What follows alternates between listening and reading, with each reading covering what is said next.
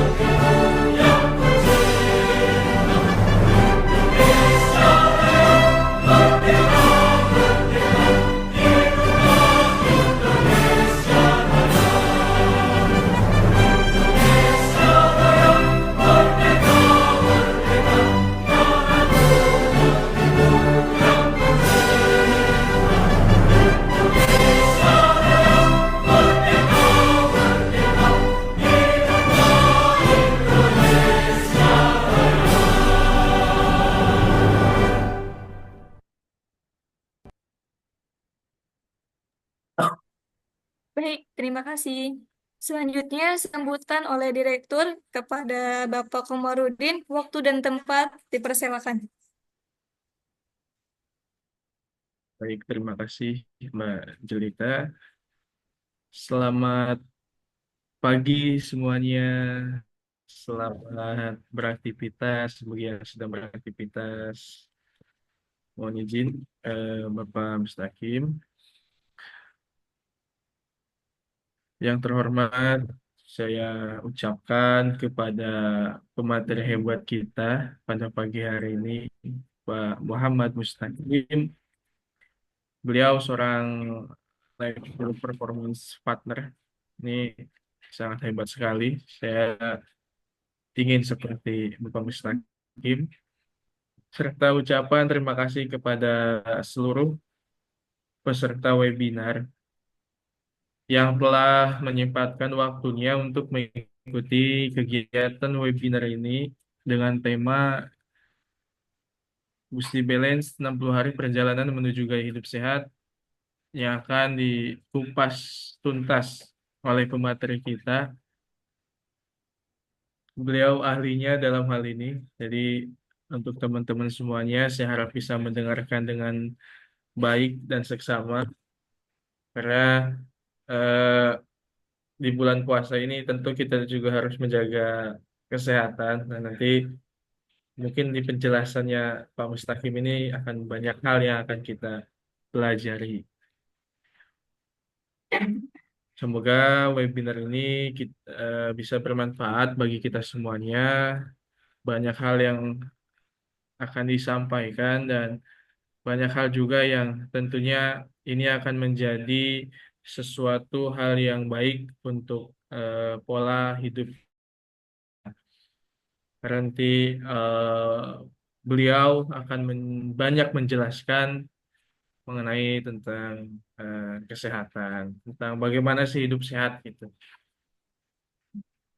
Terima kasih saya ucapkan kepada pemateri kita Pak Mustaqim sudah menyempatkan waktunya untuk berbagi ilmunya dengan kita-kita yang pengen hidup sehat. Baik itu saja yang bisa saya sampaikan. Terima kasih kepada Pak Mustaqim dan juga para peserta. Saya ucapkan terima kasih. Assalamualaikum warahmatullahi wabarakatuh. Waalaikumsalam warahmatullahi wabarakatuh. Baik, terima kasih kepada Bapak Komarudin atas sambutannya. Nah, ini dia nih acara yang kita tunggu-tunggu, yakni materi yang akan dibawakan oleh Bapak Musakim. Halo Pak, apakah sudah bergabung? Ya, Mbak Jelita udah di sini saya membersamai. Oke Pak, apakah sudah siap untuk menyampaikan materi pada hari ini? Insya Allah siap membersamai, juga siap untuk berbagi. Baik, untuk waktu dan tempatnya kami persilahkan Pak. Oke, terima kasih Mbak Jelita sama Pak Komarudin. Oke teman-teman semua, pada hari ini, pagi hari ini menjelang siang, saya buka sesi saya dengan kata-kata inspiratif dari guru saya, Ade Rai. Beliau pernah berkata bahwa ketika masih kita miliki, tetapi kesehatan akan menjadi menarik dan akan kita cari-cari ketika itu tidak kita miliki lagi. Assalamualaikum warahmatullahi wabarakatuh. Waalaikumsalam Warahmatullahi warahmatullahi wabarakatuh. wabarakatuh. Masya Allah. Oke, teman-teman semua, saya mau sapa-sapa dulu nih yang hadir pada hari ini gitu kan. Boleh ditulis di kolom chat mungkin dari mana aja, dari kota mana saja. Kalau saya dari kota Jambi, mungkin teman-teman yang lain ada yang lebih jauh dari saya gitu kan, atau di Papua, atau di Kalimantan, atau di Maroke, silahkan ditulis. Pemalang, Jawa Tengah, Mas Putung, oke. Siapa lagi silahkan ditulis. Ditulis di kolom chat dari daerah mana. Saya mau tahu dulu nih, mau kenalan dulu sama teman-teman semua. Saya izin panggil teman-teman ya. Muba. Wah ini kok ngirimnya ke direct message semua ya. Kirim ke Kita chat langsung aja teman-teman biar saling kenal kita semua. Ada di Kalsel, ada di Bekasi. Oke. Makasih. Ada lagi? Tulis semua, tulis semua. Pak Komarudin dari mana Pak Komarudin? Ditulis Pak Komarudin. Mbak Jelita juga ditulis. Dari mana asalnya gitu kan? Saya mau tahu dulu nih sebelum saya sharing sama teman-teman semua. Oke, banyak ya. Terima kasih. Tapi ke direct message semua ke saya dari Cirebon, dari Cirebon. Oke, terima kasih banyak semuanya yang telah menuliskan, yang telah mengirimkan asalnya dari mana gitu ya. Oke, teman-teman semua, Pak, saya punya sesuatu. Kalau misalkan saya tanya apa kabarnya pada hari ini, gitu ya. Apa kabarnya hari ini? Itu jawabnya sukses, mulia. Kenapa sukses? Kenapa mulia gitu ya?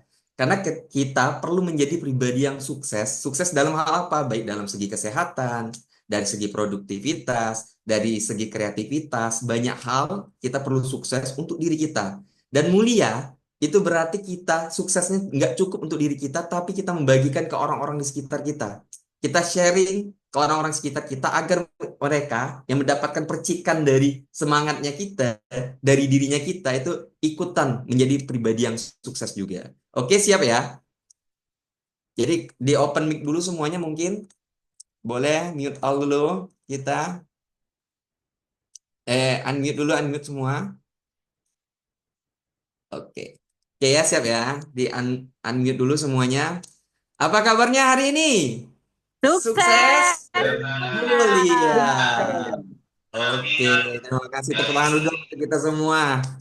Nah, agar pagi ini kita lebih semangat, lebih powerful, lebih bahagia lagi gitu ya. Saya mau ngajak teman-teman semua yang hadir di sini untuk senam dulu. Tapi senamnya ini lebih asik, lebih seru karena ada musiknya. Musiknya bukan joget-joget yang gimana gitu ya. Tapi musiknya itu pernah dengar lagu yang anak-anak, kalau kau senang hati tepuk tangan. Pernah? Benar, benar. Nah, pernah dengar ya. Nah, kita akan praktekkan. Jadi boleh di open cam dulu yang masih off cam biar kelihatan senamnya gimana gitu ya. Benar atau enggak itu. Di open cam dulu kita senam dulu bareng-bareng biar panas, biar happy, biar seger, biar fresh ketika kita belajar pada pagi hari ini. Oke ya. Jadi kalau ketika saya bilang tepuk tangannya itu diganti dengan instruksi misalkan putar kepala, kita putar kepala kita. Sampai ada instruksi selanjutnya, baru gerakannya berputar kepala berhenti, berpindah ke gerakan yang lain. Oke? Siap ya? Kita coba ya. Kalau kau senang hati, putar kepala. Putar kepalanya. Kalau kau senang hati, putar bahu. Bahunya diputar. Kalau kau senang hati, mari kita lakukan. Kalau kau senang hati, putar tangan. Nah, tangannya diputar. Ayo, lebih cepat ya, lebih cepat ya. Kalau kau senang hati putar kepala, kalau kau senang hati putar bahu, kalau kau senang hati mari kita lakukan, kalau kau senang hati tepuk tangan. Oke, terima kasih semuanya gitu ya. Harapannya dengan gerakan tadi setidaknya membuat teman-teman semua yang hadir lebih rileks, lebih santai dan bisa mendengarkan materi dan ikut terlibat di dalam materi ini dengan lebih fokus. Oke ya. Lalu teman-teman semua, kita udah nyanyi tadi, nyanyi Indonesia Raya. Udah juga dengar Pak Komarudin, dengar Mbak Jelita menyampaikan gitu kan. Lalu sekarang apa nih? Kita perlu dengan berdoa. Karena di bulan Ramadan ini gitu ya, 10 hari terakhir Ramadan, sayang sekali kalau kita nggak berdoa yang baik-baik. Sayang sekali kalau misalkan kita nggak melakukan hal-hal meminta sama Allah dengan banyak hal gitu ya. Mari kita menadahkan tangan, kita berdoa. Bismillahirrahmanirrahim. Innal hamdalillahi nahmaduhu wa nasta'inu wa nastaghfiruhu wa na'udzu billahi min shururi anfusina wa min sayyiati a'malina. Man yahdihillahu fala mudilla lahu wa man yudlil fala hadiyallah. Asyhadu an la ilaha illallah wa asyhadu anna Muhammadan abduhu wa rasuluhu la nabiyya ba'da. Allahumma sholli ala Muhammad wa ala ali Muhammad. Ya Allah yang Maha Pengasih lagi Maha Penyayang, di 10 hari terakhir Ramadanmu ini ya Allah, jadikanlah kami termasuk hamba-hambamu yang soleh, hamba-hambamu yang Engkau berikan Lailatul Qadar. hamba-hambamu yang engkau bisa jadikan kami menjadi pribadi yang lebih baik lagi, menjadi fitrah di hari raya suci nanti ya Allah. Dan jagalah kami ya Allah, jagalah kesehatan kami ya Allah. Janganlah engkau biarkan kami sakit ya Allah, sehingga kami bisa menikmati proses 10 hari terakhir Ramadan ini dengan kebahagiaan yang hakiki ya Allah. Rabbana atina fid dunya hasanah wa fil akhirati hasanah wa qina azabannar. Alhamdulillah. Oke. Wah, Mas Dai, habis doa gitu kan, saya perlu menyampaikan teman-teman. Ketika saya menyampaikan materi gitu ya, harapannya ketika saya ngajak open mic dong, di open mic-nya ya. Ketika saya bilang tulis di kolom chat dong, ditulis di kolom chat. Biar apa yang teman-teman sampaikan itu bisa kita menjadi energi yang ngalir ke orang-orang di sekitar kita. Dan juga ketika saya minta ada relawan gitu ya, saya minta relawan maka harapannya ada yang raise hand gitu ya, harapannya ada yang siap untuk jadi relawan. Siap? Siap, siap. Oke. Kalau saya bilang sepakat, Siap. kalau saya bilang sepakat jawabnya setuju. Kalau saya bilang sepakat, oke siap? Ini jadi. Nah oke. Ya, Ini Ainul. mau. Oke sepakat? Setuju. Setuju? Setuju. Wah, mantap nih suaranya paling kenceng Mbak Zara. Makasih ya Mbak Zara. Oke, teman-teman semua. Ada pepatah mengatakan tak kenal maka tak sayang gitu ya, atau kenal maka kenalan. Maka di momen kali Aku ini juga baru buka, Cok. saya ingin memperkenalkan diri saya terlebih dahulu, Ada linknya. walaupun tadi sudah dikenalkan oleh Mbak Parah kali Jelita gue. sama Pak Komarudin. Nah, hari ini saya akan bersharing tentang buku saya yang kebetulan alhamdulillah terbit di Green Book, dibantu sama Pak Komarudin dan teman-teman yang lain gitu ya dari Green Book. Ada Kak Riri yang membantu cara pengeditan saya gitu kan. Akhirnya terbitlah buku saya ini bernama Busy Balance, menjaga kesehatan di tengah kesibukan. Fokusnya bagaimana bisa membangun pola hidup yang lebih sehat dalam waktu 60 hari. Dan ini berdasarkan pengalaman pribadi saya, teman-teman. Ketika saya pernah mengalami kegemukan, obesitas, itu saya bisa berubah menjadi pribadi yang lebih sehat, lebih apa namanya? Produktif gitu ya, teman-teman semua.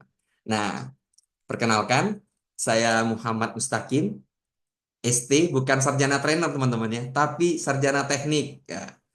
Dan CAFT-nya itu apa? Itu Certified Advanced Fitness Trainer yang dikeluarkan oleh dari Ray Institute. Nah, saya lifestyle performance partner, maksudnya apa di sini? Saya membantu orang-orang untuk menjadi pribadi yang lebih optimal dari segi kebugaran fisiknya. Nah, dengan kebugaran fisiknya yang optimal, harapannya mereka bisa melakukan aktivitas itu lebih produktif.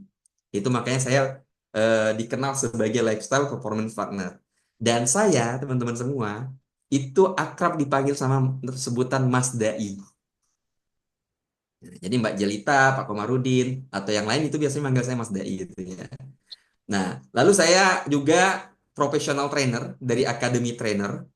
Dan alhamdulillah saya Head of National Trainer Group Speak to Change Batch 7. Jadi saya diamanahin menjadi ketua angkatannya di Speak to Change Batch 7, di mana itu para trainer nasional semua.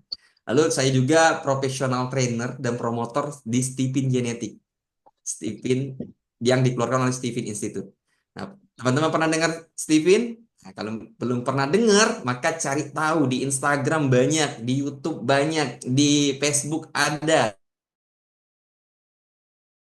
Itu Stephen itu membantu teman-teman untuk mengenali potensi dirinya, mengenali kepribadiannya, mengenali bakatnya itu seperti apa sih. Nah, itu bisa teman-teman tahu dengan tes Stephen. Lalu saya juga trainer and contributor Skill Up ID. Jadi kalau misalkan teman-teman ketik di Instagram @skillup itu langsung keluar, itu bisa dicari. Dan saya alumni Akademi Entrepreneur dan saya terlisensi di matematik Stephen, teman-teman. Kalau kata orang, kalau misalkan dokter itu kan ada spesialisnya ya. Nah, maka saya dengan terlisensi 5 matematik Stephen itu, saya juga spesialis dalam 5 hal di konsep Stephen itu misalkan. Itu teman-temannya. Dan buku yang saya keluarkan teman-teman semua, ada 3. Yang pertama Lead Transform, itu materi bukunya saya kaitkan dengan keilmuan Stephen. Jadi pembahasan itu Stephen banget. Jadi kesehatan plus Stephen, kebugaran plus Stephen. Nah, itu Live Transform. Dan Busy Balance ini saya fokuskan materinya ini memang untuk orang-orang yang pemula yang mau mencoba atau menjadi pribadi yang lebih sehat dalam waktu yang singkat gitu ya. Tapi bukan artinya langsung jadi badannya berotot, bukan. Tapi lebih bugar, lebih sehat, lebih percaya diri, dan bisa menjalankan aktivitasnya lebih produktif. Itu Busy Balance. Dan yang buku saya yang ketiga itu Formula Akal Sehat. Formula Akal Sehat ini berbicara bagaimana drive otak kita itu mempengaruhi cara berpikir kita, cara kita berjalan, cara kita berperilaku, cara kita menghargai tubuh kita. Nah, ini semua teman-teman buku saya gitu kan. Nah, saya mau bertanya sama teman-teman semua yang di sini.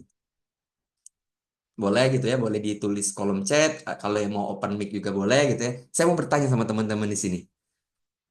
Siapa di sini yang setiap harinya merasa sibuk terus, merasa capek terus? Boleh ditulis.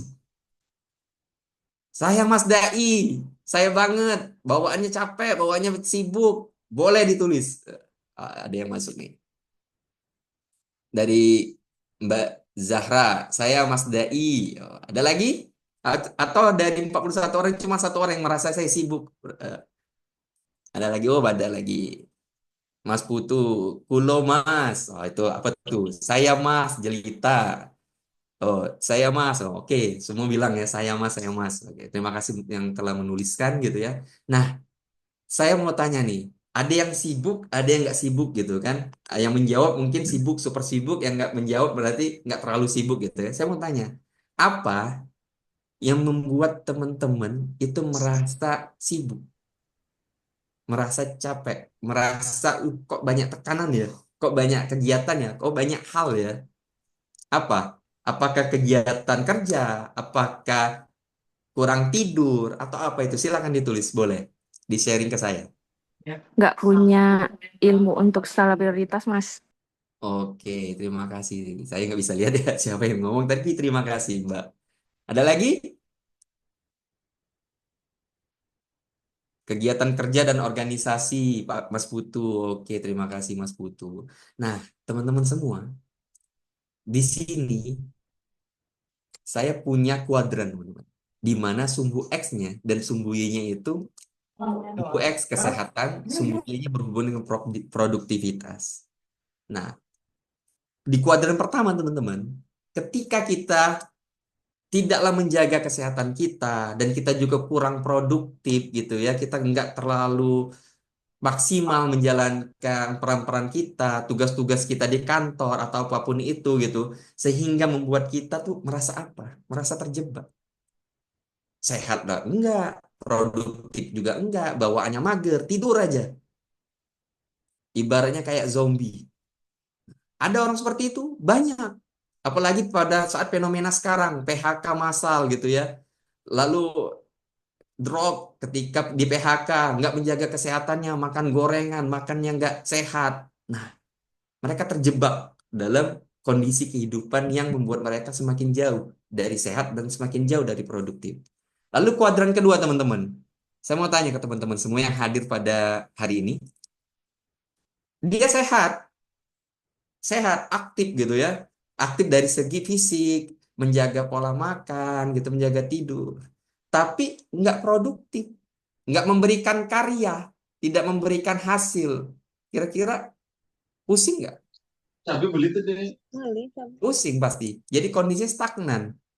Badan udah makin keker, badan udah makin bagus, tapi nggak menghasilkan karya apapun, tidak memberikan dampak apapun, nggak ngajak orang juga untuk berubah. Stagnan, hidupnya itu aja.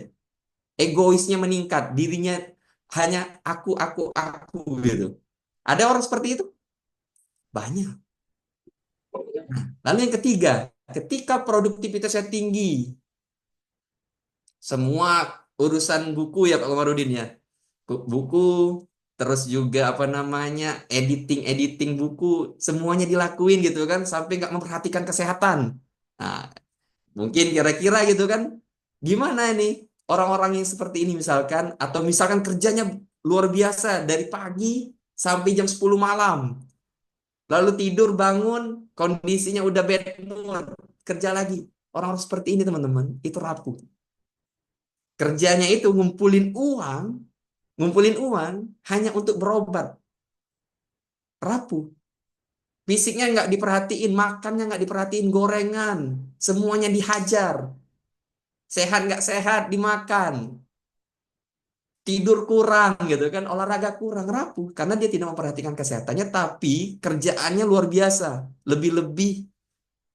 Kalau misalkan satu hari itu 32 jam, bukan 24 jam, mungkin 30 jamnya kerja dia pakai. 2 jamnya cuma istirahat. Saking luar biasanya, saking produktifnya gitu kan. Nah, itu rapuh. Maka yang perlu kita perhatikan teman-teman, itu di kuadran keempat. Di kuadran keempat, ketika produktivitasnya terukur, produktivitasnya sudah kita ketahui, kerjaan dari pagi sampai malam apa, sudah dijadwal, dan kesehatannya diperhatikan. Nah, lihat gambar orangnya. Happy dia seperti ini. Bahagia gitu kan. Apa maksudnya? Yaitu ketika semuanya balance. Ketika produktivitas dan kesehatannya balance. Nah, saya mau tanya sama teman-teman. Mau nggak jadi balance? Coba tulis di kolom komentar. Atau open mic juga boleh. Mau, Mas Dai. Tulis, tulis. Mau Mau atau dong, mau Mas. banget? Mau. Mau, Mbak Jelita. Ada lagi? Mau atau mau banget? Mau banget, misalkan. Ditulis, ditulis. Mau, Mas. Makasih, Mbak Zara. Teman-teman semua. Oke, jadi mau banget gitu ya. Mau. Itu banyak nulis ya. Mau banget, Mas Indra Sena. Makasih banyak. Mas Putu, hidup yang baik adalah hidup yang seimbang. Mau, Mas. Mau banget. Oke. Terima kasih, mau banget. Nah, gimana caranya untuk kita memiliki hidup yang produktif, hidup yang sehat, dan itu seimbang? Nah, maka lahirlah Wajib ya. lahirlah konsep yang saya sebut itu busy balance. Kita boleh sibuk, tapi seimbang.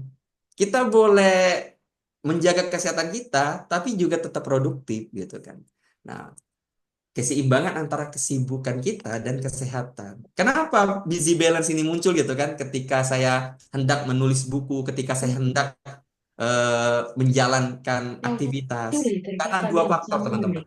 Yang saya perhatikan kebanyakan orang yaitu terlalu sibuk tapi kesehatan hancur. Sibuk, dikit-dikit masuk rumah sakit. Bikin status WA, bikin status Instagram masuk rumah sakit. Terus juga terlalu fokus jaga kesehatan, makanannya stres tiba-tiba karena terlalu distress. Dan saya menerap 20% sehat, 20% yang kurang sehat gitu, junk food. Jadi Mas Dai, apakah Mas Dai makannya itu benar-benar 100% healthy food? Ya saya bilang 80-20. Kalau saya benar-benar healthy food, mungkin saya ngelihat orang makan apa tuh, wah enaknya ngiler saya gitu. Tapi saya tetap menjaga agar saya berada di kuadran yang balance tadi tuh. Nah, jadi bukan sekedar teori teman-teman, tapi ini adalah panduan praktis aplikatif yang menerapkan 4 pilar utama. Apa tuh Mas Dai 4 pilar utamanya? Ada nggak yang tahu di sini? Apa Mbak Jelita? Tahu Mbak Jelita 4 pilar utamanya? Udah pernah baca buku saya sebelumnya? Untuk baca bukunya belum sih, Mas. Oh gitu ya. Oke. 4 pilar utamanya teman-teman. Saya analogikan seperti atap rumah. Oh ini atap rumah nih. Segitiga ya. Kalau atap rumah ini ada salah satunya saja yang rusak, salah satunya aja yang patah, pecah, bocor gitu kan, menyebabkan apa? Bocor pasti kan. Sehingga air mudah masuk. Kalau air sudah masuk, rumahnya otomatis basah, otomatis perlu dipel, perlu diobati, perlu diperbaiki. Nah, itu seperti itulah pilar ini, teman-teman. Saya menganalogi seperti atap rumah kita. Kalau ini nggak ada, kalau ini nggak kokoh, kalau ini nggak kuat, itu akan membanjiri tubuh kita, mencelakai tubuh kita, mencelakai diri kita. Apa saja 4 pilar utamanya? Yang pertama, itu diet ya, tentu. Jadi kalau misalkan kita nggak bisa diet, nggak bisa Mas Dai saya diet, wah berarti kelewatan. Karena Rasulullah pun itu pernah nggak makan 3 hari untuk menjaga dengan kondisi tubuhnya gitu, tapi tetap kuat.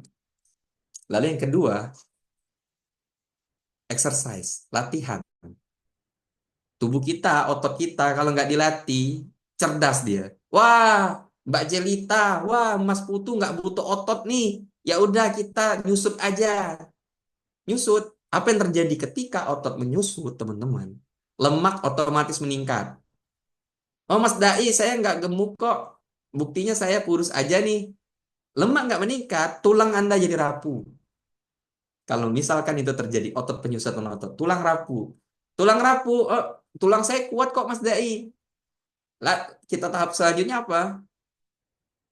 Kondisi organ tubuh Anda kurang baik ketika otot menyusut.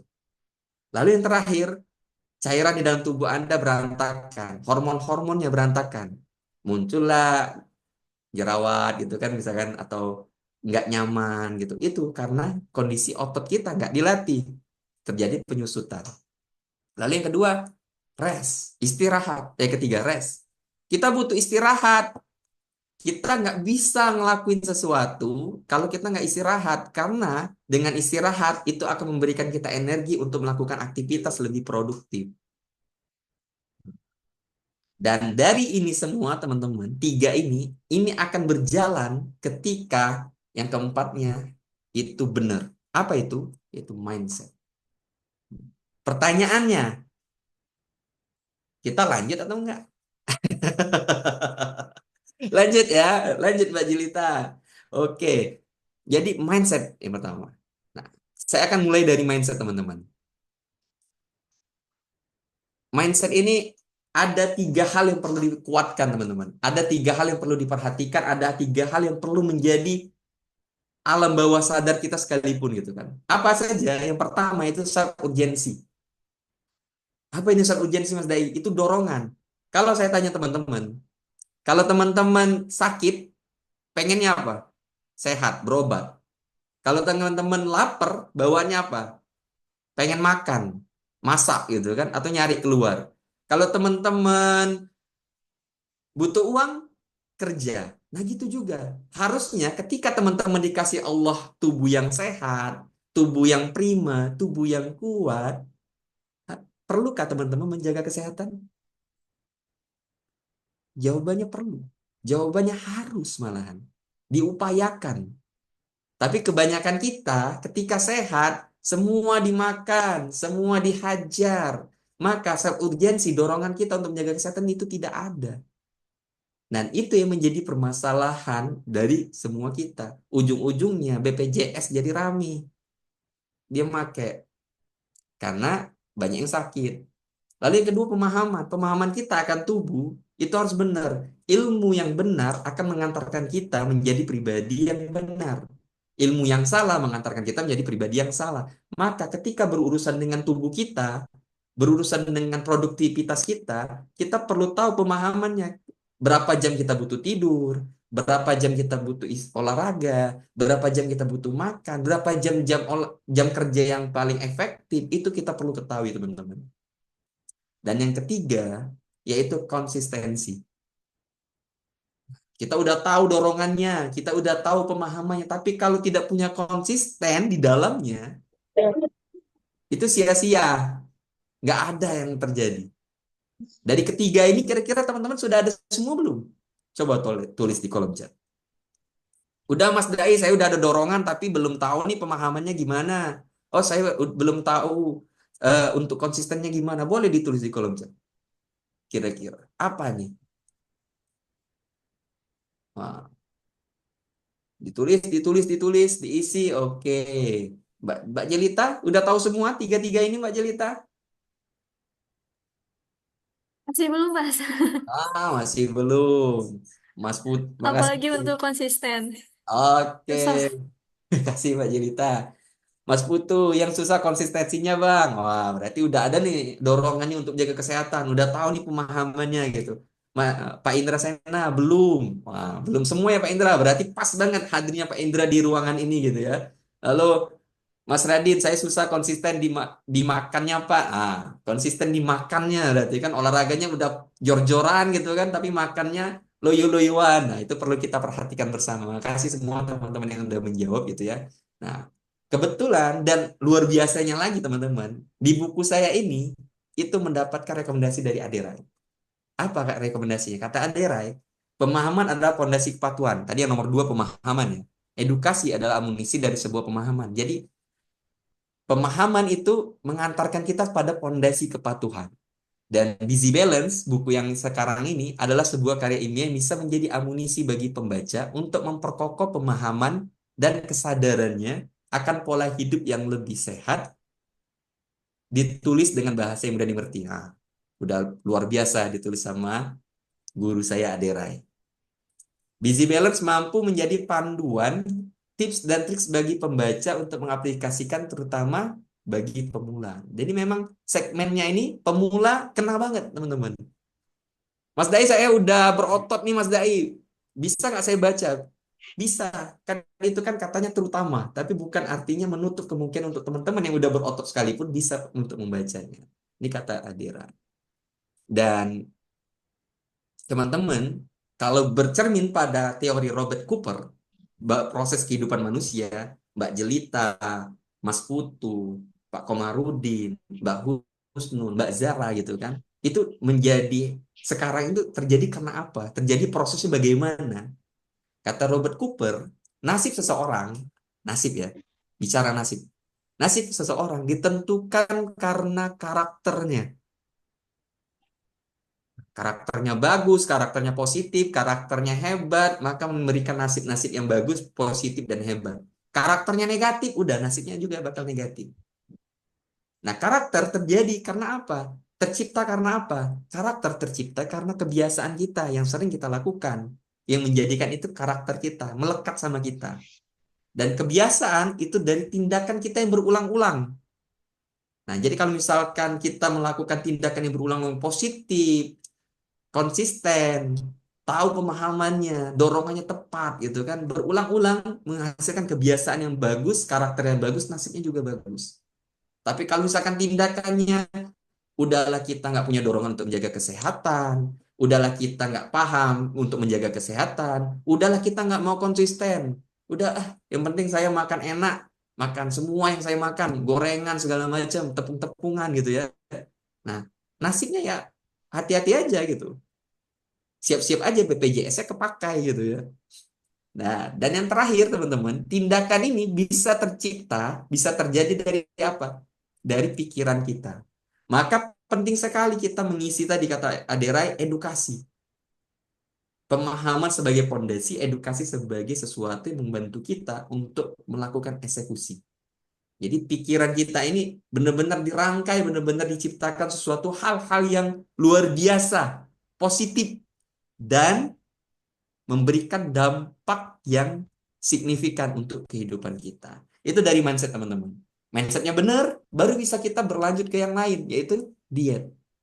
Kenapa saya bilang diet? Kan tubuh kita ini akumulasi dari makanan yang kita konsumsi, teman-teman.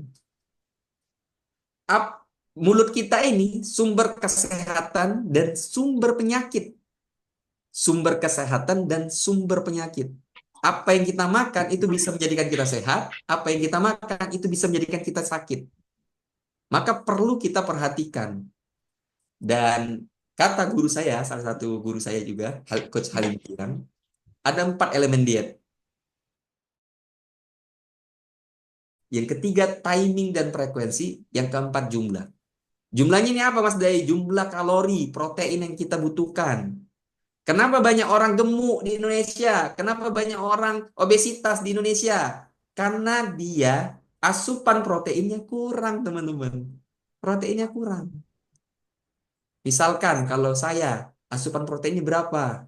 Itu ada semua dibahas di buku Busy Balance. Contohnya, berat badan saya 83 kilo dikali 2,2 gram. Jadi berat badan dikali dengan 2,2 gram. Itulah kebutuhan protein kita.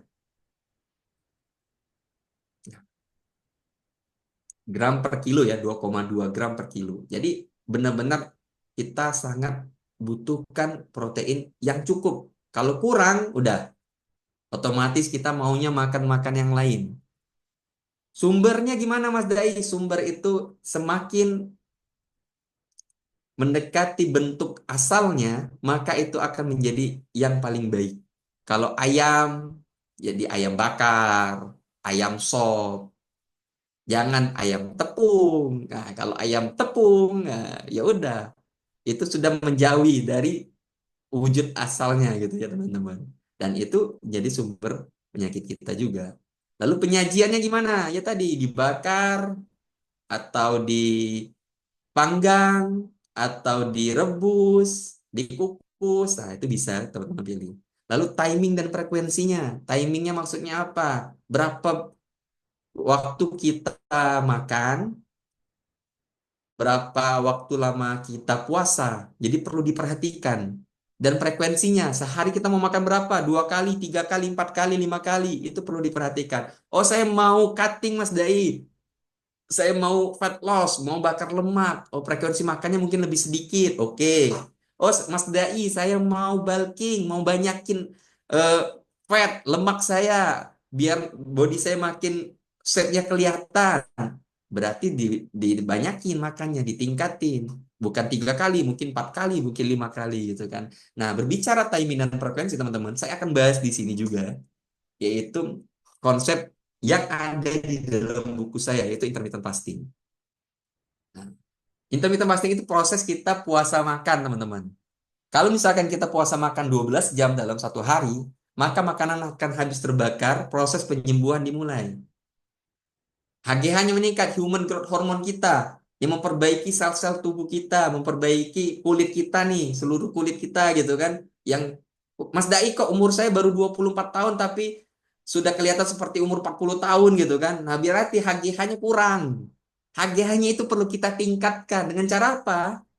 Dengan cara yang alami seperti ini teman-teman, yaitu intermittent fasting, puasa. Glukagon ini apa nih Mas Dai? Glukagon ini adalah glukosa yang dilepaskan oleh hati kita, liver kita, sebagai sumber energi cadangan.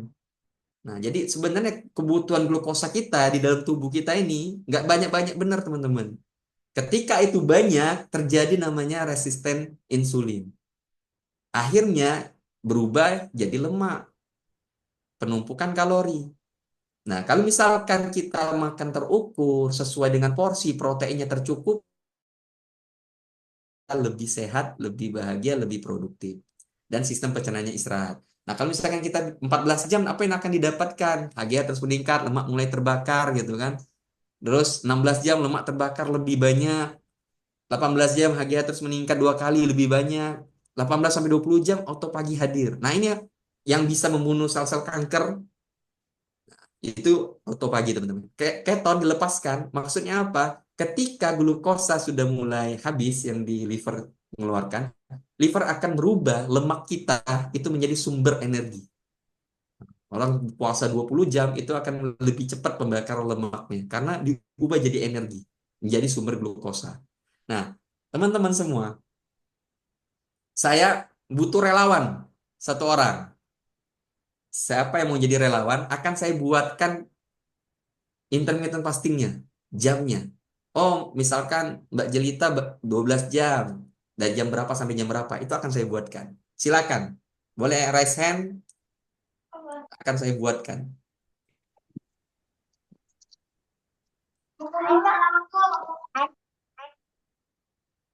Silakan. Pak Indra Sena,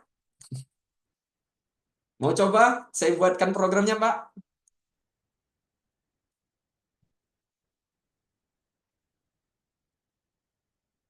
Saya mau Mas Dai. Oh, siapa ini? Saya izin off cam ya. Oh, boleh. Siapa ini? Vivi dari Jambi.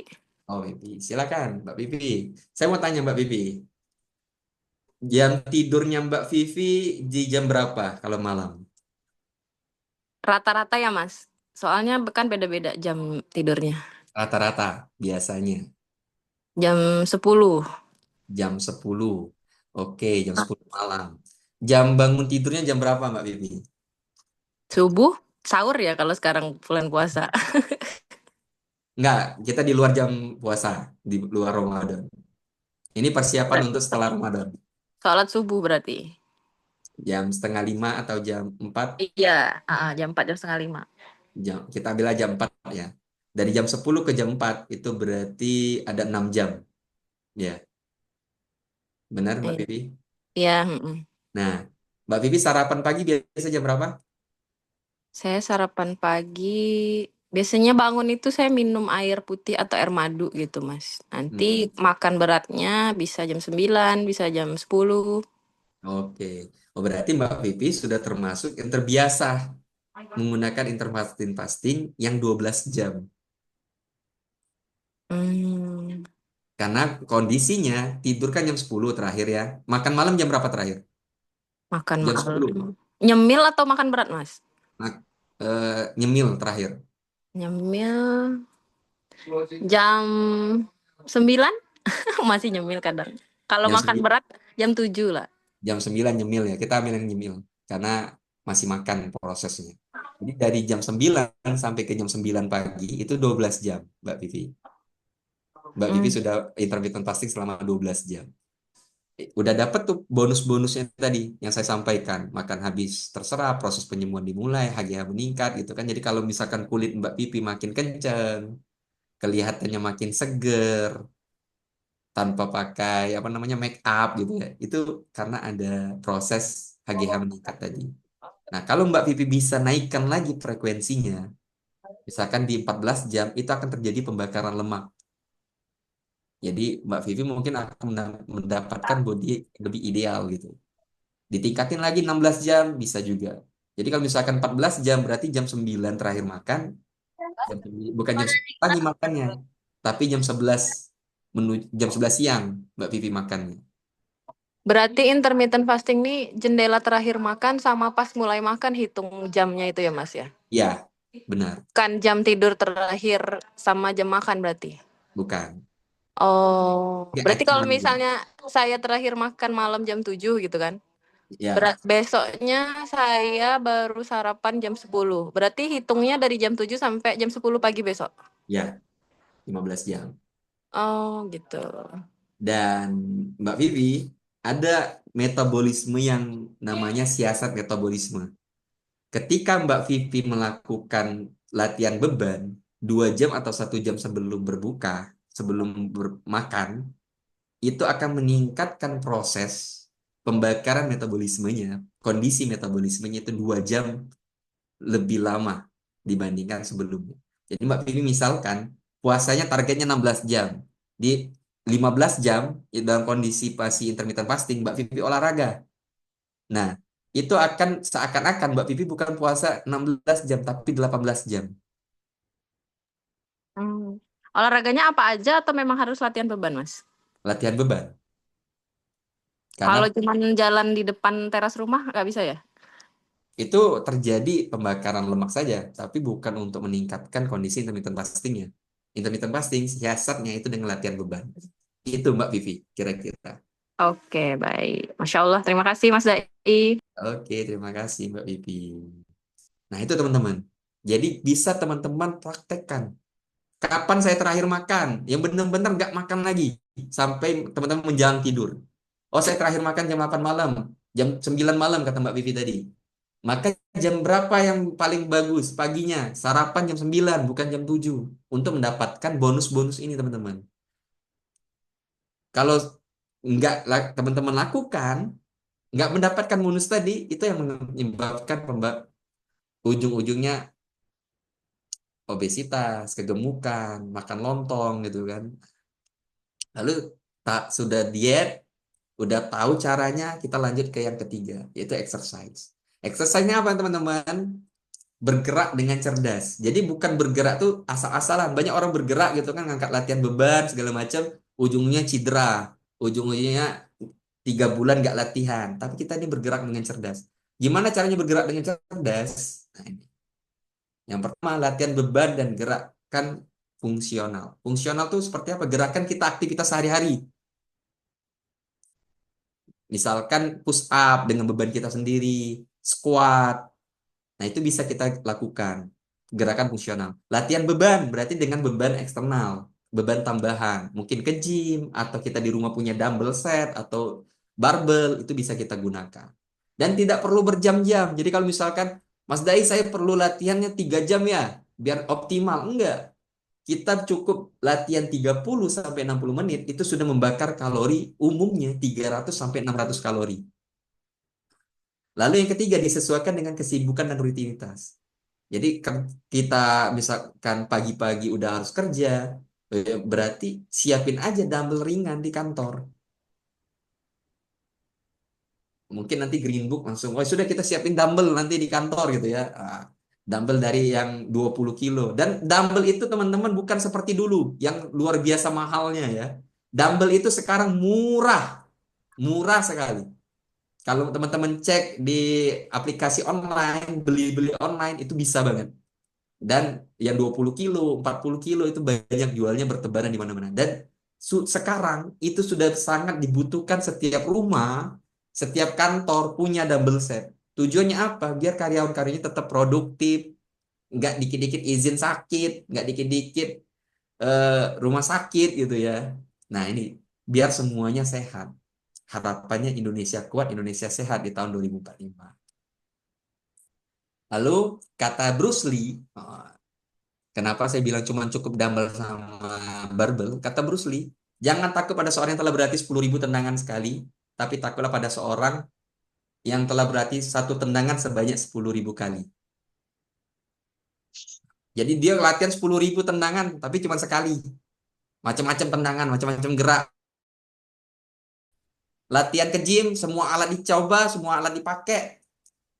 Tapi nggak ngasilin apa-apa, itu kalah sama teman-teman yang latihannya mungkin di kantor dengan dumbbell set, dengan barbel, tapi rutin, konsisten.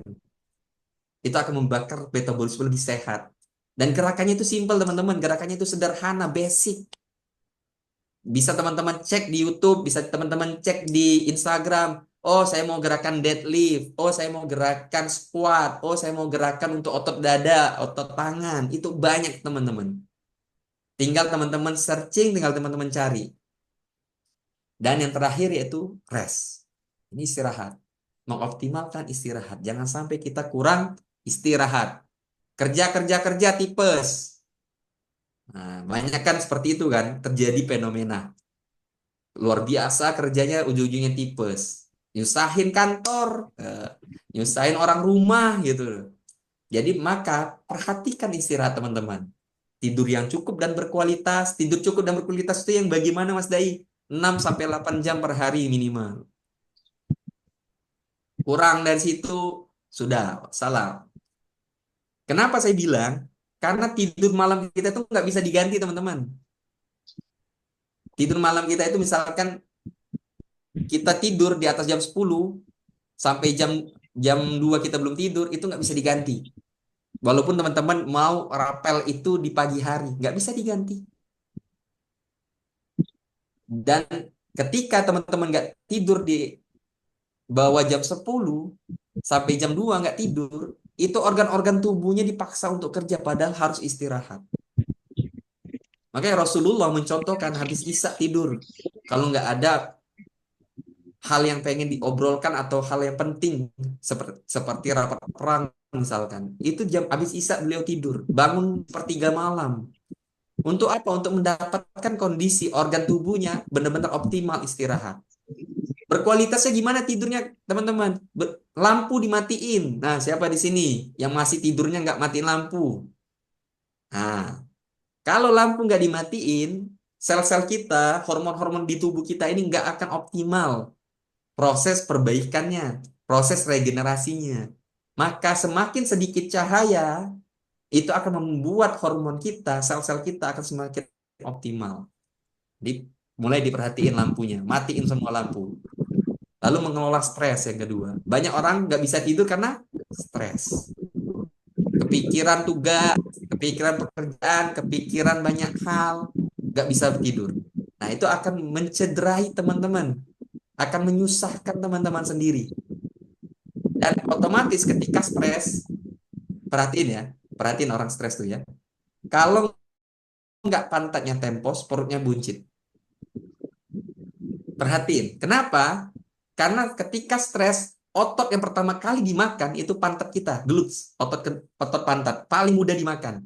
Dan ketika dimakan untuk tujuannya energi gitu ya, butuh asupan energi yang besar tubuh kita, dan itu over menyebabkan apa? Menyebabkan penimbunan lemak di perut.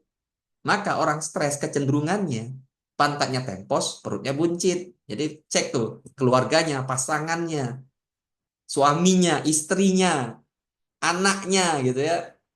Bos di kantornya. Kalau misalkan kondisi seperti itu, otomatis stres gitu. Lagi kondisi stres kecenderungannya seperti itu. Dan teman, ketika berbicara ingin hidup sehat, berbicara ingin produktivitas, itu berhubungan dengan surat At-Taubah yang 41. Berjihadlah kamu dengan harta dan jiwamu di jalan Allah. Jadi kita berjihad dulu dengan harta kita, keluarkan harta kita. Misalkan kita beli buku, misalkan kita beli healthy food, makanan-makanan sehat, misalkan kita jadi member di tempat gym, kita sewa personal trainer, kita belajar sama mereka. Harta kita dulu dikeluarkan, sehingga jiwa kita baru bisa optimal menjalankan itu. Dan itu yang disenangi sama Allah. Berjihad dulu dengan harta. Nggak ujung-ujung, free kah mas? Bisa nggak free? Bisa nggak ini? Gitu kan. Kalau kita mentalnya itu mental free, maka kita tidak mengamalkan surat At-Taubah yang 41 ini. Berjihad dulu dengan harta kita, dengan apa yang kita miliki, baru dengan jiwa kita. Dan untuk itu, teman-teman semua, saya mengajak teman-teman yang hadir, yuk, beli buku Busy Balance. Beli buku Busy Balance untuk mendapatkan panduan lengkapnya tentang 4 pilar utama hidup sehat dan produktif. Berjihadlah dengan harta dan jiwa untuk hidup sehat dan produktif. Dan saya juga mengajak teman-teman semua untuk hadir, untuk ikut serta di seminar, webinar nasional online ya, yang diadakan Skill Up 4 hari dari tanggal 21 sampai tanggal 24 April, yang judulnya Dari Stres Kecil, Rahasia Hidup Bahagia dan Bermakna. Saya bersama 7 trainer nasional lainnya itu akan mengajak teman-teman membahas ini secara lebih luas, secara lebih mendalam. Dan itu dari saya, Mas Dai, saya kembalikan kepada Mbak Jelita. Baik. Wah, alhamdulillah yang sangat bermanfaat sekali. Baik, kita lanjut ke acara sesi tanya jawab ya. Mangga yang mau bertanya bisa untuk raise hand atau bisa di kolom chat. Oh, dari Kak Putu Pesa. Mangga, Kak. Oke, terima kasih. Assalamualaikum warahmatullahi wabarakatuh. Waalaikumsalam warahmatullahi wabarakatuh. Oke, salam kenal Mas Dai, nggih. Saya jujur tadi pertama lihat Mas Dai itu ingat sama tokoh film Willy Wonka, Mas. Senyumnya itu mirip Willy Wonka. Wih. Iya, giginya juga bagus, rapi, ya ngefans sekali. Maksudnya memang benar-benar menerapkan hidup sehat nggih, Mas, nggih. Eh, Langsung saja Mas, izin bertanya Mas. Jadi ada pertanyaan yang lumayan jadi pikiran saya. Jadi gini Pak, jika seseorang sudah menjaga pola makan sehat nih, saya biasanya seperti itu, tapi tidak rutin berolahraga, apakah ada resiko penyakit tertentu yang tetap sulit dihindari walaupun asupan gizinya optimal? Dan seberapa besar dampaknya dibandingkan dengan orang yang pola makannya kurang sehat tapi aktif berolahraga? Maksudnya tuh ada paradoks di sini, Mas. Itu aja sih, Mas, pertanyaannya. Terima kasih. Oke, luar biasa pertanyaan Mas Putu. Mas Putu umurnya berapa tahun, Mas? Kalau boleh saya tahu. Saya 36, Mas. 36, baik. Oke. Saya akan menjawab ya, mungkin bertahap ya jawaban saya Mas Putu. Yang pertama Mas Putu, kita didesain sama Allah dari umur kita 30 tahun itu terjadi penurunan pada otot, penyusutan, atau yang dikenal dengan sarkopenia. Jadi kalau misalkan Mas Putu lihat orang-orang, kok dia gemuk gitu ya, tapi tangannya kecil, kakinya kecil gitu kan. Atau kok dia sehat secara fisik tapi jalannya berat gitu. Itu terjadi karena sarkopenia, penurunan penyusutan massa otot. Ketika umur kita 30 tahun, maka terjadi 1% penyusutan massa otot selama 1 tahun. Setiap tahun terjadi 1%, setiap tahun 1%. Berarti kalau misalkan Mas Putu udah 36 tahun, otot Mas Putu mengalami 6% penyusutan sudah. Nah, itu yang membuat alasan kenapa Mas Putu perlu menjaganya dengan latihan beban, latihan angkat beban. Kalau misalkan Mas Putu nggak latihan angkat beban, itu akan semakin besar di umur Mas Putu 40 tahun, yaitu 2% per tahun. Dan itu akan lebih besar lagi di umur Mas Putu 50 tahun. Hingga akhirnya tubuh Mas Putu itu nggak bisa lagi bergerak karena ototnya berkurang. Kok bisa Mas Dai? Dampaknya penurunan 1% penyusutan massa otot itu berpengaruh pada 3% endurance. Berarti daya tahan Mas Putu itu melemah. 5% mobility. Berarti Mas Putu naik tangga itu ngos-ngosan. Walaupun badannya kurus mungkin. Kok capek ya? Itu karena dampak dari penyusutan otot. Dan kalau bicara makan yang sehat itu udah bagus Mas Putu. Tapi dibarengin sama latihan beban. Nah, kalau gimana kalau orang latihan beban tapi makannya sembarangan? Yang saya bilang Mas Putu, otot kita itu membutuhkan latihan tadi, exercise tadi. Dampaknya mungkin akan lebih sedikit dirasakan sama orang yang makannya berantakan. Karena proses metabolismenya itu terjadi pembakaran. Kalau Mas Putu mungkin puasa terjadi pembakaran hanya 30-70 kalori per jam. Tapi kalau orang puasa tapi latihan beban terjadi pembakaran 300-600 kalori, berarti lebih banyak. Walaupun makanannya bermasalah. Dan Mas Putu ketika dia makannya bermasalah dan terjadi ibaratnya pembakaran, mungkin dari segi shape kelihatan, ih kok gemuk, dia fitness 2 tahun tapi nggak berubah-berubah gitu ya. Tapi tetap ada terjadi pembakaran dibandingkan Mas Putu yang kelihatan mungkin lebih slim tapi nggak olahraga. Nah harapannya Mas Putu udahlah menjaga makan sehat, itu juga olahraga. Itu sih Mas Putu. Dan kalau dari segi sakit, semuanya pasti dapat penyakitnya Mas Putu. Orang yang nggak makannya dijaga sama orang yang jaga makan tapi nggak olahraga beban itu pasti punya sakitnya masing-masing. Itu sih Mas Putu. Iya Mas. Eh, Dulu saya cerita sedikit ya Mas ya. Dulu waktu Silakan. masih usia 22 tahun Mas, itu saya rajin nge-gym Mas. Oke. Jadi sampai badannya sampai sampai bagus ya, sampai apa itu agak ster gitu loh. Sampai sempat waktu itu daftar TNI walaupun belum rezekinya ya sempat ditanya sama instrukturnya, panitianya, panitia penerimaan seleksi itu, wah ini itu ya Mas ya suka fitness ya, betul Pak Nji. Nah itu entah kenapa sekarang setelah menikah, setelah punya anak, sebenarnya keinginan keinginan itu ada, tapi itu tadi untuk melakukan itu susah. Beda ketika dulu waktu masih masih umur 22 masih sendiri itu passionnya luar biasa. Itu setiap hari saya rutin untuk nge-gym gitu. Sampai suplemen juga sih juga dulu eh, konsumsi juga. Tapi ya itu tadi kenapa ya maksudnya sekarang itu tadi susah banget untuk konsistensi. Makanya tadi saya sampaikan di direct message bahwa konsistensinya itu susah karena memang banyak kesibukan pekerjaan dan aktif di beberapa organisasi itu yang agak susah. Padahal ada keinginan keinginan yang luar biasa untuk tadi untuk nge-gym gitu Mas.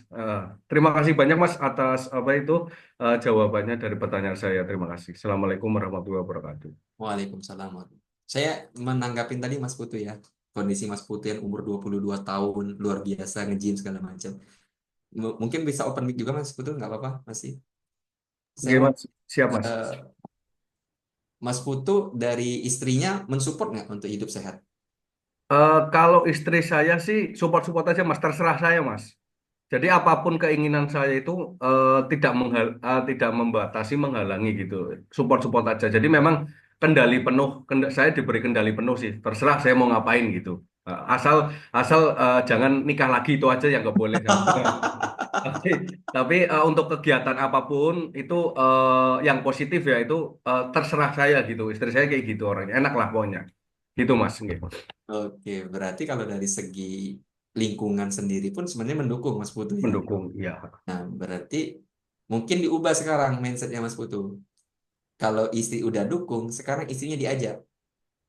Oh iya. Nah, kalau saya, istri saya itu saya ajak Mas Putu. Jadi kita juga tenang di tempat gym. Kan kalau di tempat gym kan ngelihat ada perempuan atau Iya, apa gitu kan nggak betul, tenang ya. ya, ya. Iman ngerasa terganggu gitu ya. Ah. Nah, ini kita bisa ajak pasangan kita, istri kita. Jadinya kita fokus melatih istri kita gitu kan, melatih diri kita berbarengan, hidupnya sehat. Jadi jangan sampai saya pernah nonton video di Instagram kakek-kakek sama nenek-nenek umur 70 tahun. Kakek-kakek yang umur 70 tahun yang gagas terek gitu kan ngedorong kursi roda dan yang di kursi roda itu istrinya 70 tahun.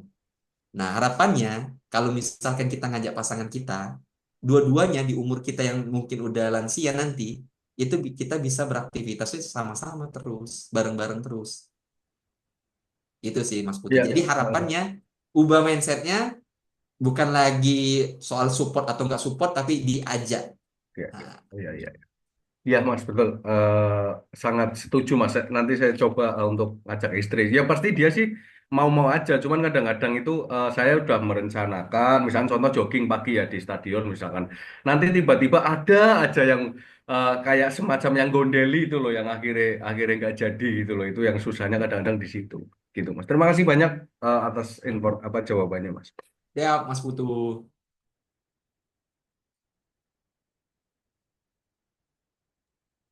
Terima kasih banyak, Mas Putu. Yang lain, apakah ada pertanyaan dari yang lain, Mangga?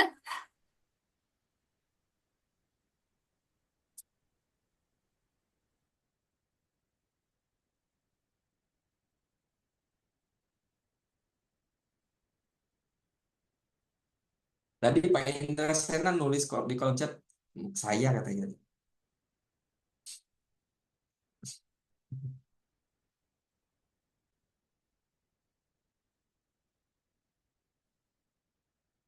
Open mic aja Pak Indra.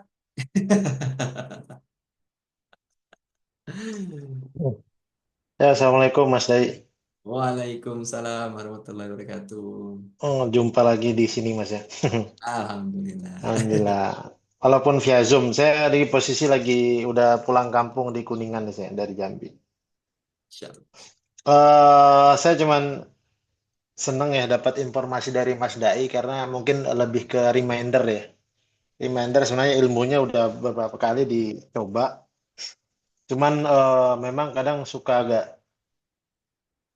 apa apa purpose-nya, energinya tuh kadang suka hilang timbul gitu aja. Jadi kadang kadang kalau pengen ngejar target misalnya di satu momen misal mau pergi kemana bisa tapi kalau pas sudah lagi targetnya udah tercapai balik lagi tuh kayak makan gorengan terus begadang kayak gitulah itu gimana Mas kira-kira yang maksud kita secara secara umum saya bilang kayak kayak Mas Putu tuh kan kita ilmunya udah ada pemahamannya udah kadang di satu momen tuh kadang mengabaikan lah mengabaikan udahlah nanti besok lagi kita bisa bisa training lagi bisa workout lagi bisa lari lagi gitu kadang gitu aja sih konsisten ya konsisten tadi ya. Eh, saya menanggapi ya, Mas Indra. Makasih Mas Indra. Siap. Jadi mungkin di urgensinya itu, Mas Indra, yang terjadi permasalahan. Dorongannya Mas Indra kurang kuat. Contoh, Ya, kalau kita mau makan, kalau kita lapar, dorongannya makan tuh kuat banget kan. ya, Kalau kita ngantuk, dorongan untuk tidurnya kuat kan. Nah, tapi kalau kita sehat, ada nggak dorongan kita untuk menjaga kesehatan? ya, betul betul. Nggak ada. Yang menciptakan itu apa? Karena otak kita ini kan ada namanya, kalau di konsep triune brain dari Paul MacLean, itu otak kita itu terbagi 3 revolusi. Revolusi yang pertama itu neokortek yang depan.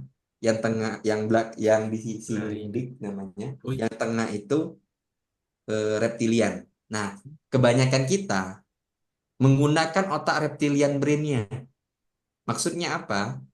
Otak reptilian, namanya reptil itu kan kalau nggak fight atau flight gitu kan. Otak survival. Nah, namanya otak survival, ketika dia tahu dia sehat, tubuhnya sehat, maunya ngeluarin energi sedikit aja. Terus maunya makan yang enak-enak aja. Nah, bagaimana caranya kita biar bisa mengaktifkan kesadaran kita? Maka perlu kita perkaya otak neokortek kita, Pak Indra, Mas Indra, dengan Ya. pemahaman tadi, dengan edukasi, dan dengan praktek.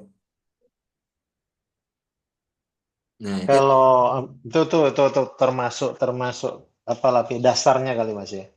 iya, Karena kalau saya lihat ya kan ilmu saya bilang kayak konsistensi yang up and down tadi. Kadang memang saya sedikit cerita ya kalau posisinya itu saya pernah di triple digit badan itu 115.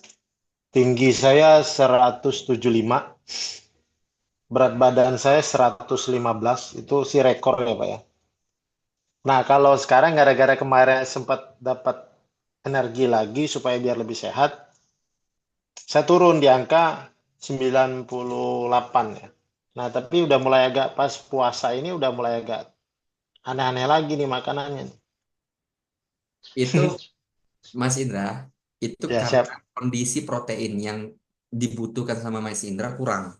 Kalau kita hitung-hitungan ya, coba Hmm. misalkan Mas Indra berapa nih? Ada whiteboard, masuk nggak whiteboard?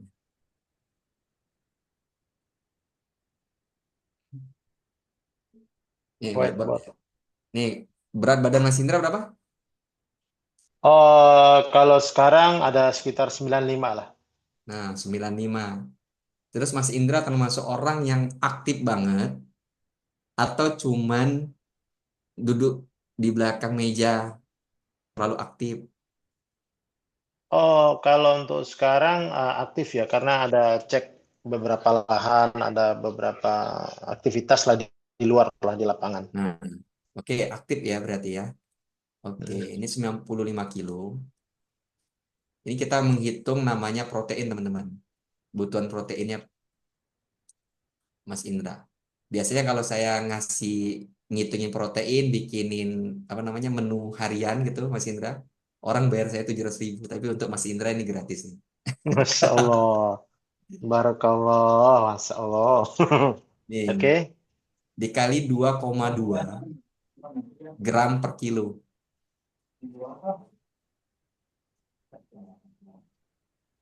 Ini bagi teman-teman yang mau ngebakar lemak, fat loss, kalau orang fat loss kan otomatis aktivitasnya tingkat tinggi ya, nggak mungkin dia rebahan ya. Atau siap. aktivitasnya juga memang sudah tinggi, itu bisa dikali 2,2. Batas bawahnya itu 1,8. Jadi antara 1,8 sampai 2,2. Nah, ini dikali. Berapa nih kebutuhan protein Mas Indra? 95 dikali 2,2. Berarti seharinya Mas Indra butuh proteinnya 209 gram. 100. Oh, Nah, ketika asupan proteinnya kurang, bawaannya apa, teman-teman? Bawaannya lapar, pengen makan, semua dihajar. Padahal itu hanya tipu muslihat aja sebenarnya, nggak benar-benar kita mau makan. Itu yang terjadi, Mas Indra, karena asupan ya. proteinnya bisa jadi kurang. Gimana bisa tahu kurang? Coba Mas Indra hitung. 100 gram ayam per hari itu 31 gram protein.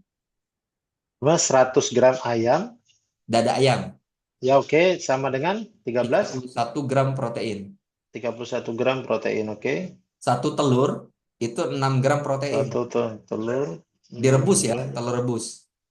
Oke, terus? Oh, jauh dong. Daging merah, daging sapi itu 36 gram per 100 gram protein. 100 36 gram gram, daging, 36 gram. 100 gram sapi ini ayam.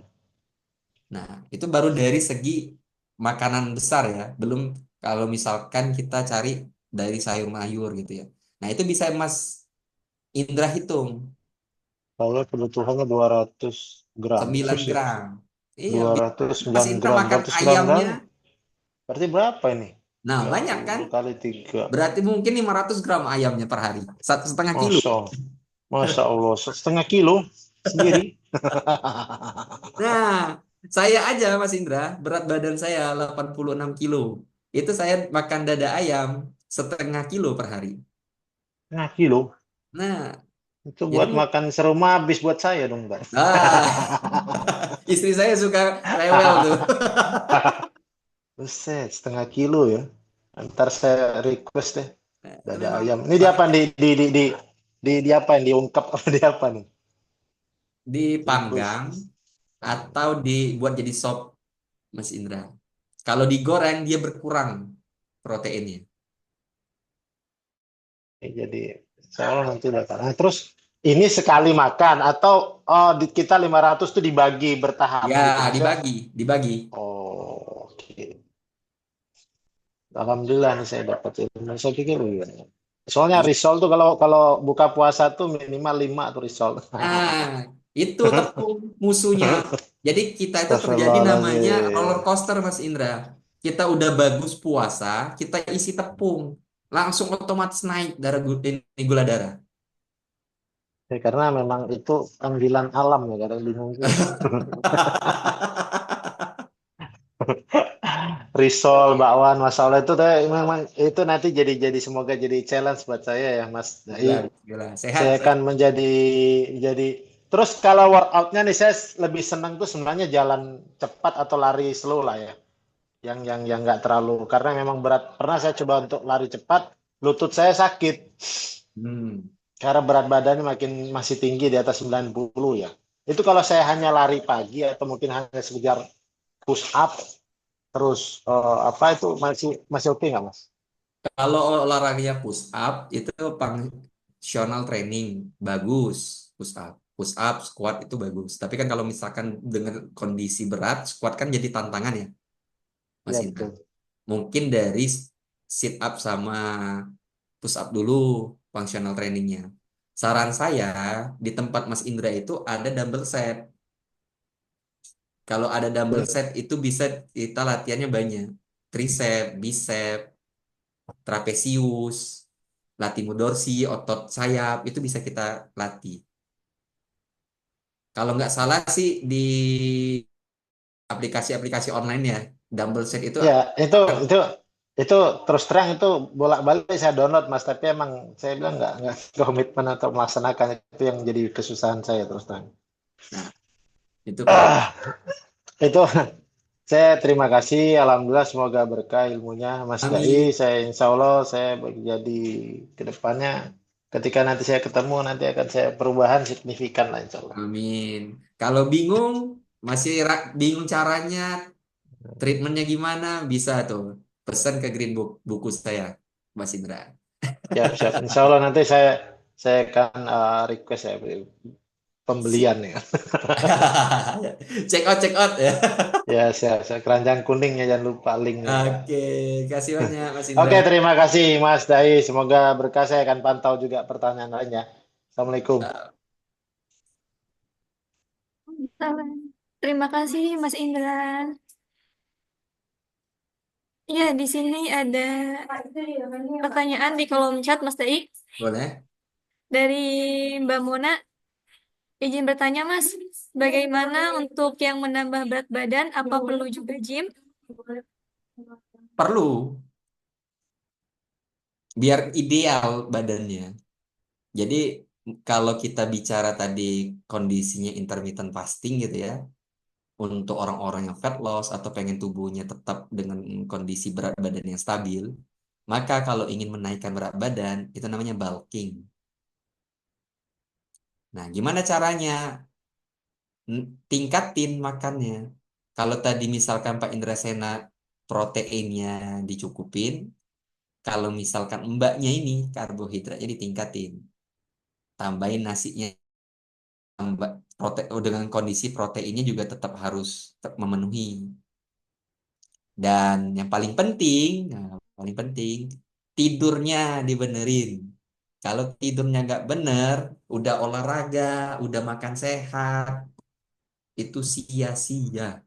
Jadi kita olahraga tuh ngoyain otot, kita makan itu untuk ngisi, kata tidur itu untuk recovery. Jadi kalau misalkan 3 tahapan itu tidak terjalan, yang seperti atap bocor tadi saya bilang, Mbak Jelita, itu akan menyebabkan kitanya kewalahan sendiri. Itu sih Mbak Jelita untuk Mbak Mona. Ada satu lagi nih Mas, Boleh? dari Mbak Halifatul Umah.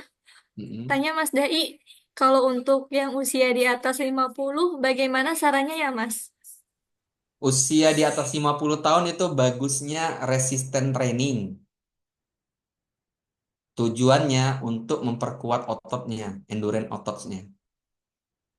Dengan cara dumbbell-dumbbell ringan, nggak usah berat-berat. Jadi kalau kita latihan strength training, itu kita optimalkan untuk ototnya sampai lelah. Tapi kalau resisten training, itu untuk otot kita biar endurance-nya kuat.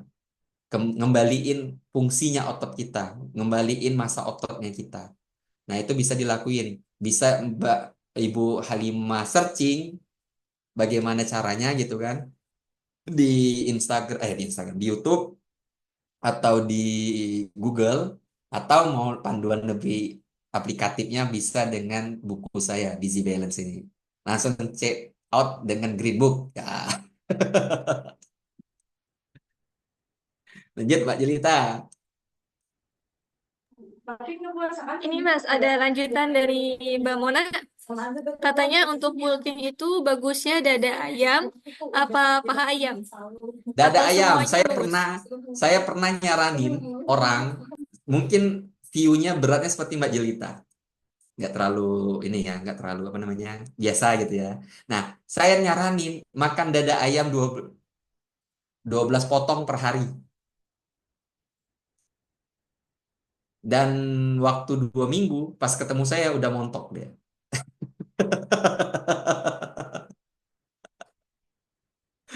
Beneran, beneran. Saya nyaranin biasanya seperti itu. Kalau nggak 12 potong, misalkan dada ayam itu kan satu ya. Kalau dipotong-potong kan bisa jadi 4 gitu ya. Berarti kan kalau 12 potong 3 dada ayam. Ya, 3 dada ayam utuh. Nah, untuk 12 potong per hari. Dan itu tantangannya nggak boleh digoreng. Bolehnya direbus atau dipanggang. Itu orang yang saya saranin. Ada 2 orang gitu kemarin tuh minta pengen cepat gemuknya. Dia bilang kan mau ikut tes polisi sama satu lagi mau nikah gitu ya biar lebih berisi katanya. Dalam waktu 2 minggu mereka naik 6 sampai 8 kilo. Itu bawaannya mau muntah rasanya makanya. Tapi namanya kita mau sesuatu gitu kan butuh perjuangan ya. Berjihadlah kamu dengan harta dan jiwa. Maka berjihadlah Mbak Mona. Semangat.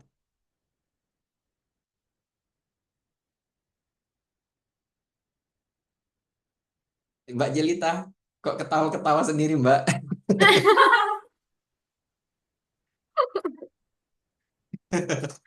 Saya jadi bingung ini.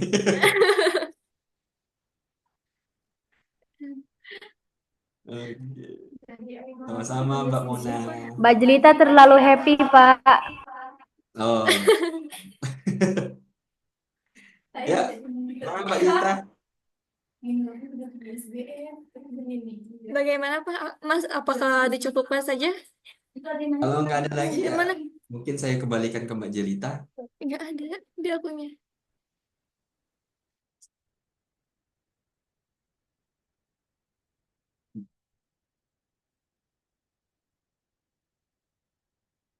Tuh, ada renung Ada ini. nih dari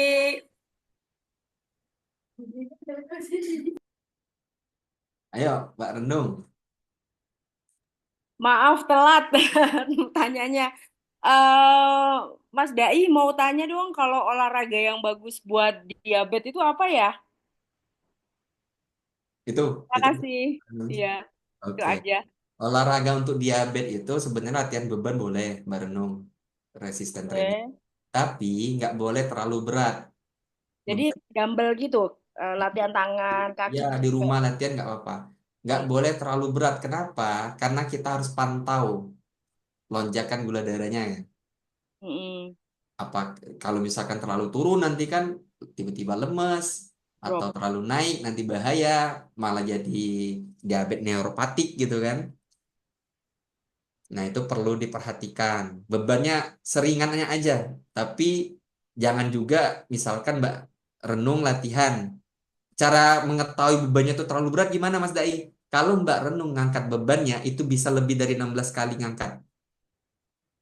Hmm. Ini misalkan Mbak renung main bicep nih. Ya, Misalkan 2, 3, sampai 16. Oh, berarti bebannya. oke. Nah, bebannya terlalu berat gimana Mas Dai? Kalau Mbak renung sampai ke angka 8, repetisi ke-8 itu udah Yang nggak kuat. nggak kuat. Oke. Berarti bebannya terlalu berat, harus turunin Oke. karena bahaya di diabetesnya tadi. Oke. Nah, itu latihannya itu aja atau bisa dikombinasi dengan yang lain ya? Saya selama apa namanya sebelum bulan puasa itu saya jalan, jalan itu bisa 6.000, 8.000 gitu, kadang sampai 10.000 step gitu kan. Cuman lumayan tuh, agak lumayan tuh. Tapi kalau puasa gini, kayaknya saya takut lemes, nggak pernah lagi jogging gitu. Kalau dumbbell bisa, dengan latihan tangan bisa, nanti saya beli itu alatnya. Kalau jalan tuh bagus Mbak Renung untuk membakar lemak, Mm-mm. bakar lemak saat kita proses berjalan itu kita bagus dan juga itu ngelatih otot kaki ya, otot kaki dan Ya. otot jantung. Jadi nggak apa-apa ya, bisa diteruskan ya. Bisa diteruskan. Tapi kalau misalkan kena dan saya baca nih Mbak Renung ada IE ya, intuiting ya. Iya. Nah, intuiting, nah, sekalian mungkin yang lain bisa dengar-dengar Stephen ya. Saya bosenan soalnya jalan aja saya misalkan arah yang apa namanya yang udah komplek muter sini besok udah malas saya ke situ gitu. Jadi saya cari jauh-jauh lagi gitu loh. Saya tuh masalahnya ada di situ emang kalau latihan beban bahkan ke gym aja saya dulu-dulu itu udah ikut nih di Fitness First gitu. Udah latihan berapa kali bosen sama PT-nya aja saya bosen.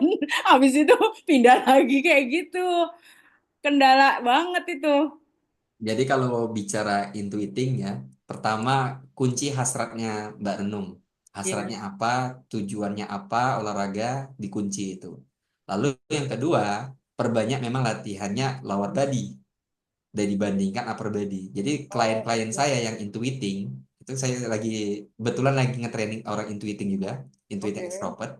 Itu lower body-nya itu kalau misalkan dia latihan seminggu 4 kali, lower body-nya itu saya mainin 2 sampai 3 kali.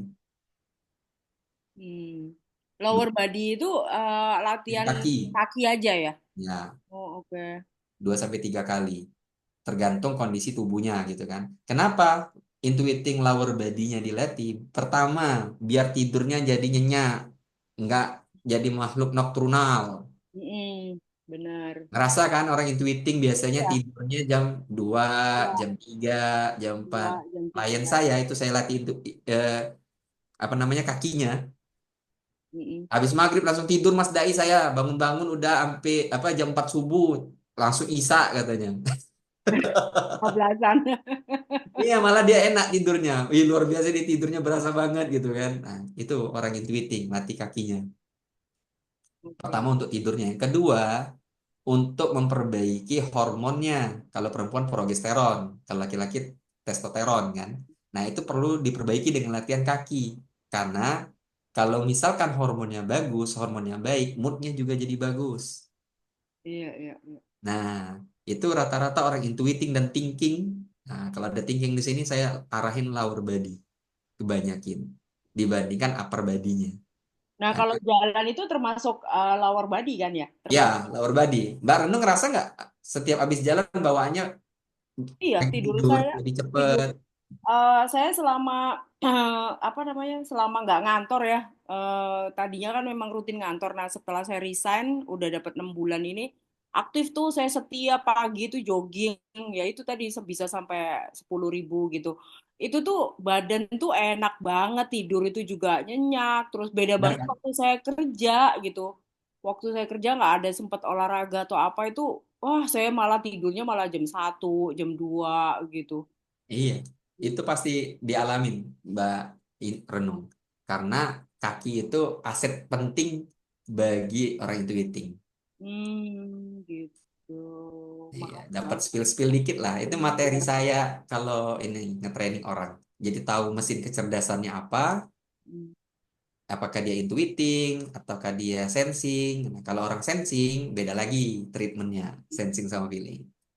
Itu aja, Mbak Renung. Ya, terima kasih banyak Mas Dai, Barokallah. Sama-sama, Mbak Renung. Maaf ya nggak masih off cam soalnya lagi beberes rumah. Hmm. Tadi sambil beberes. Makasih, makasih.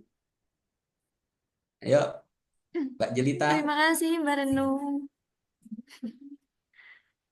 Ada lanjutan pertanyaan lagi nih Mas dari Mbak Halifatul. Oke, apa tuh? Katanya proteinnya hanya dari daging hewan darat aja ya Mas. Apa bisa diganti protein ikan atau protein kacang-kacangan? Bisa ikan sungai, ikan laut. Kalau ikan sungai itu rata-rata proteinnya per 100 gram. Itu sekitar, kalau ikan lele 18 gram. Kalau ikan patin 19 gram. Yang paling besar itu ikan bau 25 gram proteinnya per 100 gram ikan. Kalau kacang-kacangannya juga ada mengandung protein, tapi nggak, ya namanya kacang-kacangan jangan terlalu banyak ya. Bisa mengganggu proses pencernaan kita juga kalau terlalu banyak. Itu sih Mbak Jelita.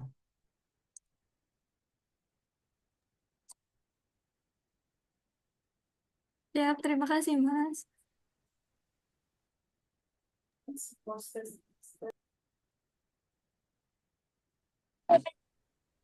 Oh ya, saya mau share ini Mbak Jelita.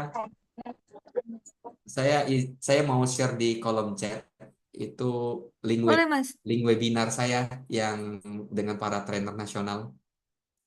Mungkin ada teman-teman yang mau daftar gitu kan. Mana yang linknya? Oh, ini dia.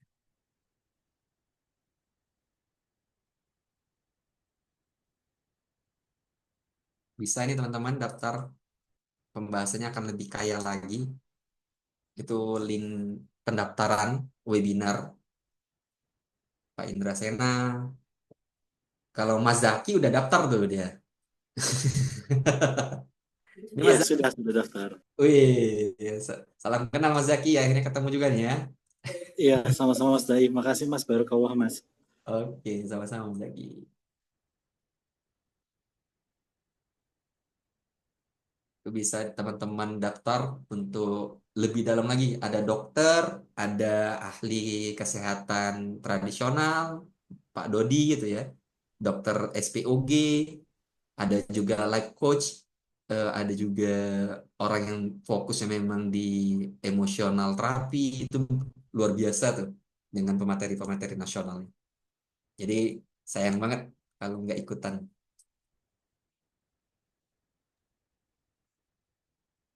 Silahkan Pak Mustaqim untuk close statement-nya. Boleh?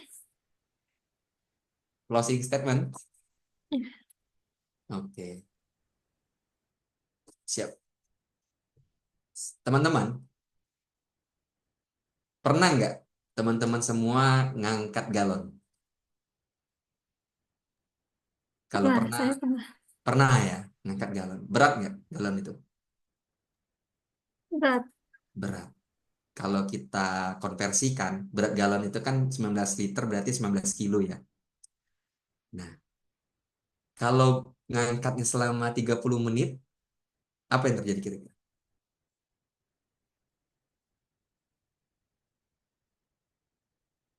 Tangan pasti pegel ya, pundak sakit, leher juga kram gitu ya. Nah, itu yang terjadi teman-teman ketika kita mengangkat galon selama 30 menit, 19 kilo. Bagaimana kalau kita ngangkatnya bertahun-tahun, bukan lagi hitungan 30 menit, hitungan 1 hari, bukan lagi hitungan bulan, tapi bertahun-tahun. Pasti otomatis jantung kita berdebar-debar, bangun tidur encok-encok, sakit-sakit, gak nyaman, gak enak. Nah, itu yang terjadi ketika kita memiliki beban yang tidak seimbang, postur tubuh yang tidak seimbang. Maka dari itu, teman-teman semua, saya mengajak, mari sayangi tubuh teman-teman, cintai tubuh teman-teman, perhatikan tubuh teman-teman, sehingga apa yang diamanahin sama Allah ke kita itu menjadi memberikan manfaat, bukan musibah. Dan ini yang telah saya lakukan, teman-teman. Semua ada di buku saya, Gizi Balance. Dan harapannya buku ini bisa menjadi legasi dan panduan bagi teman-teman yang bingung cara menurunkan berat badan, yang bingung cara menaikkan berat badan, yang bingung ingin memiliki body yang ideal. Bisa teman-teman praktekkan dan teman-teman aplikasikan dengan buku Gizi Balance. Itu dari saya, Mbak Jen. Alhamdulillah, terima kasih Mas. Oke.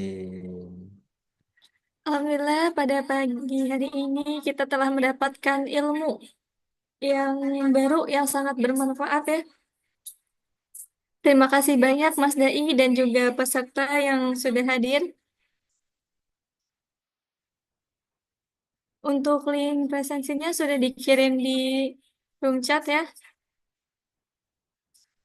Untuk sertifikat akan dikirim melalui WhatsApp H+2. Sebelum sertifikat dibagikan, Bapak Ibu wajib follow IG Greenbook dan memberikan ulasan di Google Book, di Google Business Greenbook Publishing Indonesia. Terima kasih, saya moderator. Pamit undur diri. Wassalamualaikum warahmatullahi wabarakatuh. Warahmatullahi wabarakatuh.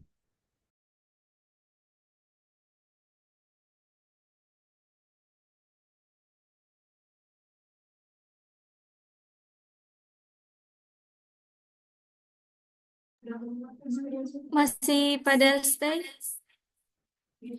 Mohon izin untuk difoto. Udah nggak ada kamu.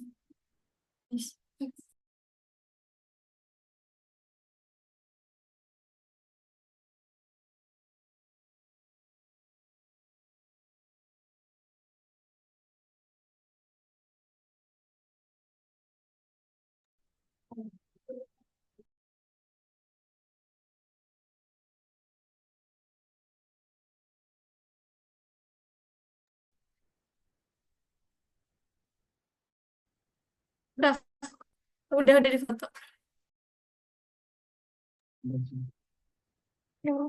Sekali lagi aja. 1, 2, 3.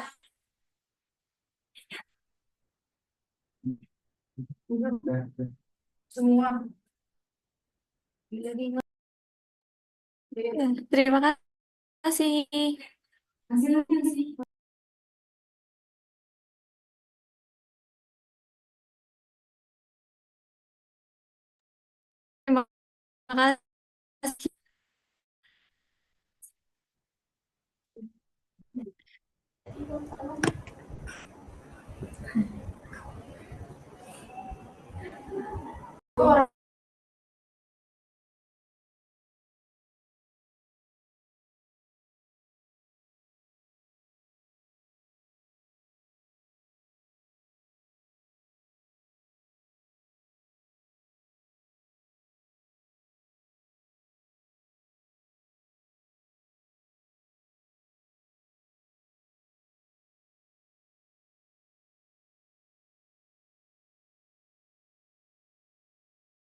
Pernah mendengar, badan pernah merasa, terekam jelas, seakan terjadi baru saja.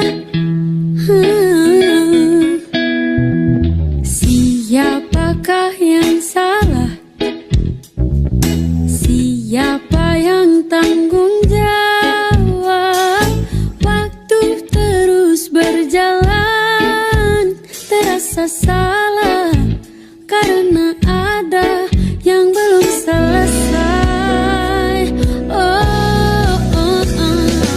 Aku sudah tak marah, walau masih teringat semua yang terjadi kemarin. Jadikan ku yang hari ini. Aku sudah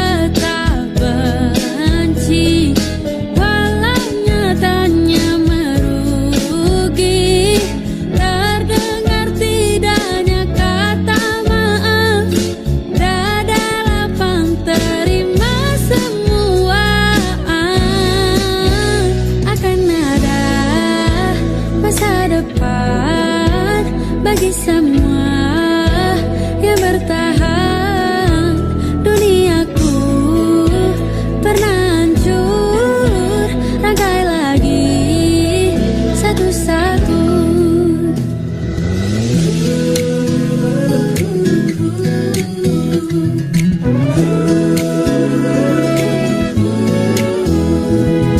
Tak semua kan paham, dan tak semua katakan maaf, semua harus terjadi.